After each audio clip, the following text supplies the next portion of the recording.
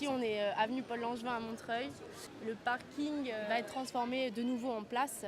Et l'idée, c'était d'annoncer aussi et de lancer un peu cette transformation par 2 mois d'événements, juillet-août. L'idée, c'était aussi de dégager cet espace-là aux piétons. Il y a le côté effectivement événementiel, il y a le côté participation des habitants sur leur avis, récolter leurs besoins, leur avis sur la transformation de la place. L'idée, c'est quand même de faire un truc un peu avec les forces locales, les associations locales. Comment rendre ce projet aussi visible, comment on traduit ces idées de transformation et en même temps d'événements en des objets qui parlent de ça, quoi. Cet acte, en fait, il a besoin d'une identité graphique, culturelle, etc.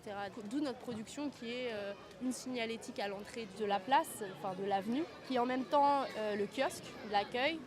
On a essayé de traduire comme un peu une direction artistique, comment on pourrait annoncer que c'est en même temps un événement d'été, mais en même temps un projet urbain qui commence, ou en tout cas qui avance.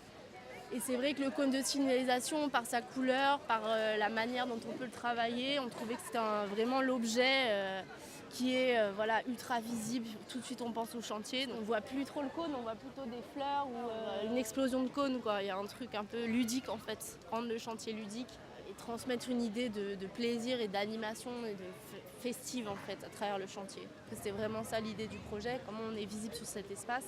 L'idée que toutes les affiches portent le logo des rosaces en forme de cône, ça annonce que c'est aussi un lieu repère dans la ville le temps des 2 mois, un lieu de rendez-vous.